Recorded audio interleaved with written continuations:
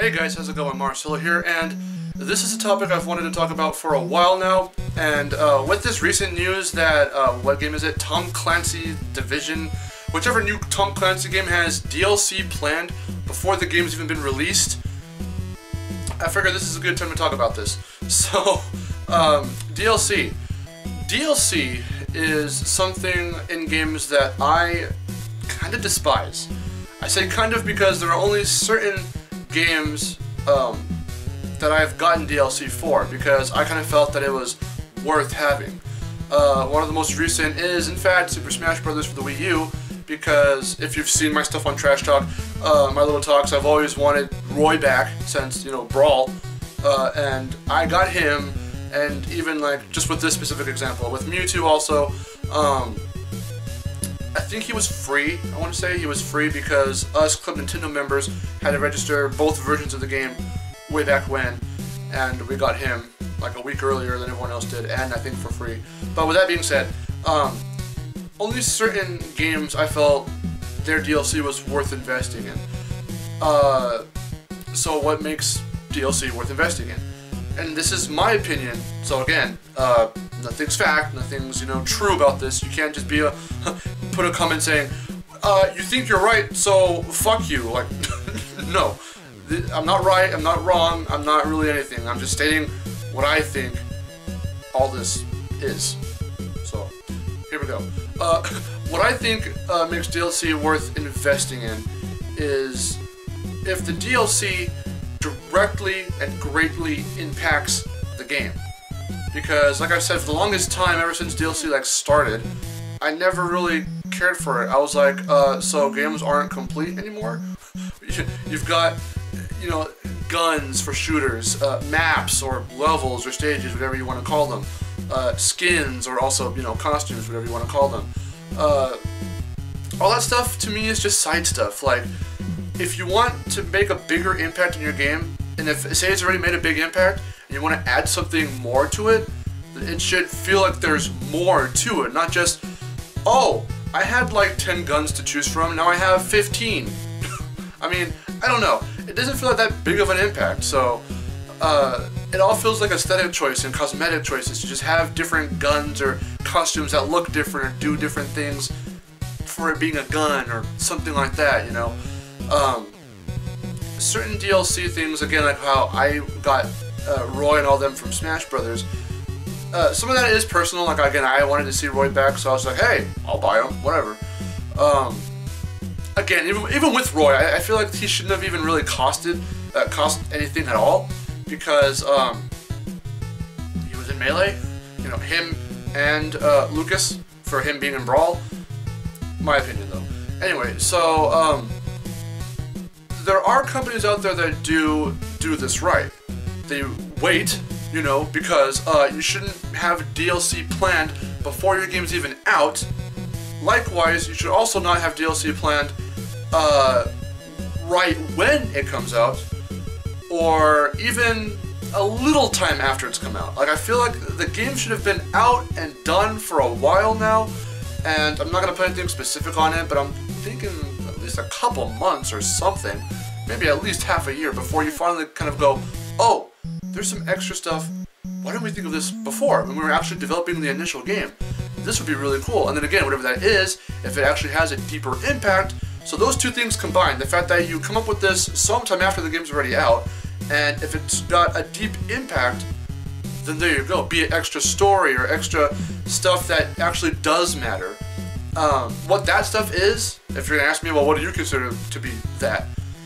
I don't really know, because again, it's just opinion, and also I don't really dabble much into DLC to really have a distinguished, like, this stuff is side stuff, this stuff is important, or, you know, I don't really know, but I just feel, that's what I feel, is that if you're going to put some, what is, to me, again, considered side stuff in your game as DLC, it should at least have some kind of impact, and what those things would specifically be, I don't really know. That's not for me to decide, but, if we want to go into some more specific examples of, I don't know, DLC has just been super shady. So if we want to go and talk about something like Street Fighter Cross Tekken, where Capcom already had all their DLC on the disc, and again, I'll link Angry Joe down below. He talks about this like at great length. Something like that is super shady. I think I did get like Pac-Man and Mega Man from that game, because at the time I didn't even know that it was already on the disc. I was like, oh, some extra stuff. Pac-Man? Sure. Why not? Namco representative. Why not? That was before I really was analytical about stuff. But games that do it okay, and companies that do it okay, and don't even do it that much to begin with, I can already bring up Naughty Dog. We've got The Last of Us Left Behind, which is an extra story DLC, I guess we should say. It's some extra story that takes place in between a certain point in the actual initial game. And it's mostly told in flashbacks, because if you've played the initial game, then you know its story, and you know the references to Ellie's friend Riley and all that, and what they did, and the kind of, you know, crazy antics they would have. Well, you get to play through all that stuff in Left Behind. So, to catch all the references, to catch everything that goes between the two, it's really cool, and it really does matter. It doesn't feel like filler, it doesn't feel like side stuff. If you want to get more in depth in the, not so much as lore of how the outbreak and all that was, but just some more lore and backstory on Ellie and on her friend Riley, there you go, Left Behind. And it was done really well, and it came out sometime after the initial game, I think, came out. So I was like, hey, that's really neat, and it does impact the game story-wise. And you don't have to play it, but if you do, you're just going to get more insight. And as a, you know, as a gamer for this kind of game, you're going to be like, oh, okay, and more things will start to click, and it's really cool. Not even a whole lot of action. Left Behind is not even really that much action based. It's got some action in it, but you're mostly exploring and looking at stuff, and you get to play an arcade game, you know, within the game. And it's just, it's really simple, but it's really well done. So that's one specific example I can give to where it's done pretty good. How much it was, I don't know if it was free or if it cost anything at the time, so I can't really say that, but that is one other third thing I want to talk about, the pricing of certain DLC stuff. The reason why I also thought it was worth investing in for Smash Bros. For certain characters and certain stages and all that is because they're not overpriced. One thing I think I've said before for Mortal Kombat X is that its DLC, as much as, you know, Wes and I have debated about this before, because he did get it and he is going to get Combat Pack 2 whenever that comes out, but I think it's way too overpriced. You know, that, and even the fact that, well, I'll get into that later, hold on, let's talk about this first. With it being overpriced, I don't know, because what do you get? You get, I think, not stages, because, you know, not stages, 4 characters and some skins, and I think that was it. Oh, you get free, what do they call it? Easy fatalities. And there's also something that you can do where I think it's 20 bucks or so to unlock the entirety of the crypt. So we're not going to work for it now. We can just pay and have everything. That's very shady to me. Because who would want to do that? Let's rob your experience of unlocking all your shit and pay us some more so we can unlock everything for you. It doesn't, that's not cool. No, just no. But the fact that the first Combat Packs DLC was like 20 or 30 bucks, I forget which. It's either 20 or 30. When the game is already 60, that's right there either a third or a half of the actual game itself. Just in extra content that doesn't really matter. The characters maybe, but you know, the skins and all that? Yeah, no, why? Why? I just find it very like, it's side stuff. Who cares about that shit? But that's just me. What was the other example I was going to give? It does have to do with overpricing as well, but the other example I was going to give was certain games like Battlefront. You don't have, when there's like levels, there's the maps and all that. You already know what I'm getting into with this. When they don't give you content, like all the full content in the initial game off the bat, that's already shady as shit right there. Then they want to sell you the rest of it as DLC, whether or not it was already planned ahead of time or not. That's, again, that's unacceptable.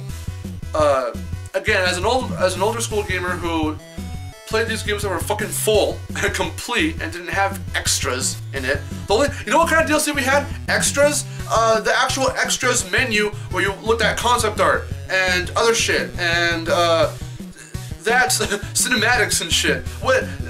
How much? I don't even know how much it was, but you get emojis for you to do this shit, and in Battlefront.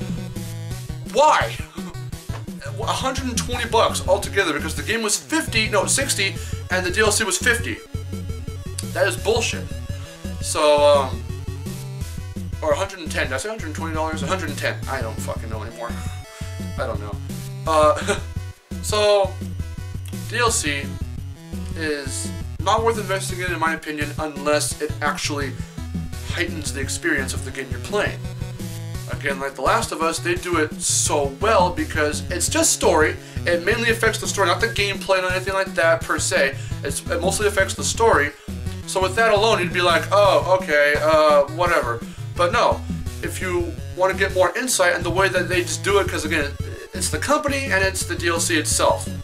They have to go. They all have to go. Everything has to go hand in hand. So Naughty Dog's an awesome company. They handle the DLC well, and it affects the story, but it also heightens The Last of Us' experience. And the fact that, again, there was some time, I'm not sure the specific time, but there was some time that did pass before they got the idea that, hey, let's make this, you know, let's give them some more story. It all worked out. That right there is the perfect example of good DLC done right. But when you've got shit like Destiny, you know, you got its DLC, which Wes has told me about that he thought it would help the experience, and it actually didn't. He was disappointed, and who was it? Angry Joe also talked about Evolve and its DLC. I think it was Evolve, its DLC. DLC, just hearing that is just like, I don't want to be hearing that in my game when I play a game. I don't want DLC anywhere unless I do take a look at it, and it, you know, there's certain things that do make it like worth anything, like worth a shit, worth my time and money. Then, you know, if it's free DLC, that's kind of another thing. Only sort of. Only when it comes to pricing, since it's free. If it's free and it's shit that doesn't matter, well then you don't have to get it. And even if you do, it's not like it's going to really impact anything, but still, it's not even worth having in the game at all. If it is worth having and it's free, well then I kind of would say invest in it. Because if it's free, then hey, you're not really wasting that much of anything, you're just downloading it into your game. And again, everything else has to count too. If it came out sometime beforehand, or I mean after the fact, that the game had already been out, and they took their time on it, you know, the company who made it took their time on it, then, you know, and they happened to make it free for you, then hey, that's pretty cool. But if it's something like if it's buy 10 costumes and 5 guns for $10, like that does not sound like a good deal. It just doesn't. Why are you gonna spend $10 for extra stuff? It's just extra stuff. Who cares that you got more guns and more like levels to run around in? Now, if they rob you of the initial content and then try to sell it back to you, or even if they make it free. If they make it free, yet it should have been in the game already, because the game already felt lacking, then I still think that's shady, because even if it's free, that doesn't really matter. The fact that they're still like, we're gonna add it later. Why didn't you just add it then and there? So it's, and even that right there, me saying that, there could be a lot of explanations for that kind of stuff, or they could just be lazy as fuck. I really don't know. So, what DLC is worth investing in? The DLC I find that is worth investing in, the TDLR for this, TLDR, I keep getting those two, I'm not dyslexic, I swear to God. The TLDR for that is, the DLC that's worth investing in my opinion, and only my opinion, is the DLC that actually impacts the game greatly, and the company behind it can be trusted with, you know, the practice of it, and they do it right, and the way they would do it right would be to have it released sometime after the initial game's been out, and have it an affordable price if it's not free, you know, because not everyone does free DLC, but even Splatoon, let me just kind of go a little bit off topic once more. With Splatoon, I don't see it as DLC, I see it as updates. Same thing with Mario Maker. Mario Maker and Splatoon both don't really so much as have DLC as they're updates. They're considered updates because they're free, they happen automatically, and that kind of thing is pretty cool. Because yes, you get costumes, you get weapons, and not so much a story, since the single player is just kind of there on its own for Splatoon specifically, but with it all coming out free and right there, and you just gotta wait for that little bar to go all the way up, that's fine. And with Splatoon being its own kind of third-person shooter where weapons do matter, the way they implemented the weapons in the game to work in tandem with everything else, that's what I'm talking about. So I remember how I said I didn't really know, well, what would you consider side stuff being relevant and side stuff not being relevant? If the gameplay and everything else, I just figured this out right now, revelation, if the gameplay and everything else fits around it, if it really matters within the game and the gameplay and everything, if it all comes down, all works out together. So with Splatoon, if it were DLC that you had to pay for on the eShop, again, what I would find worth investing in, at that point it comes down to preference. So this does kind of have an impact in the game, but do I want it? I don't really like the way it looks or the way it functions, whatever. Maybe not get that. This gun though, that looks pretty neat. Like, you could do something like that. Same thing with the costumes as well. Costumes, I still kind of, even in Splatoon, I consider kind of side stuff, so you don't have to get that or anything like that. If it were DLC you had to pay for. And I would assume that if they did Splatoon's DLC, like, you know, hypothetical DLC, like the way they do Smash Bros. Actual DLC, they'll probably not really make it that expensive. They'll do like little packs here and there, but they wouldn't make them that expensive. So, I don't know, I think that would work out really well, but even the fact that they're updates and they're free and automatic, that's even better. So, that works out nice. And the same thing for Mario Maker. Mario Maker, they just kind of levels and specific Nintendo-made levels and event mode match, whatever levels. Those get updated every so often, and those are just, they're told to you through notifications, and then you can play those levels whenever. And they keep adding in like amiibo costumes and all that, which again is kind of side stuff, but it's cool just that the fact that it's automatic, it's free, and you can use them whenever you want, once you unlock them, of course, through certain circumstances. That's cool. It's not so much as DLC as they are updates. And even if they were DLC, I would assume, that I would hope that if they did it right, it would be like the way they do it in Smash Brothers, where you've got your stages that cost how much ever, your costumes, your meat costumes that cost how much ever, and even your characters, which once in a while they do kind of like, I still think Bayonetta should not be, for her being the Smash ballot winner, I would really hope, or I had really wished that whoever the ballot winner was, that they would have at least been free. One character free, the one that we wanted, but that's, I'd go over that too in another video, so there's that. But again, I went off topic too much. So if you don't want to watch any of what I just talked about, at least watch this right here. Again, to recap the TLDR, the DLC I think is worth investing in is the DLC that's done good by a good, trusted company. If the DLC comes out sometime after the game's been out, the initial game, if they don't rob you of anything from the initial game and try to sell it back to you, you know, nothing shady. If it actually is worth something in the actual game and it has something to do with the actual game and really makes an impact, then that's worth investing in. If there are certain side stuff that you would think, if it's costumes or whatever the case may be, that would be otherwise considered side stuff, that is just automatically updated in your game, or whatever that case may be, that's pretty much accepted, because if you want to play the game, it's just gonna update anyway. So you kind of don't have a say in that one. But when there's paid DLC, it should not also be overpriced or anything like that.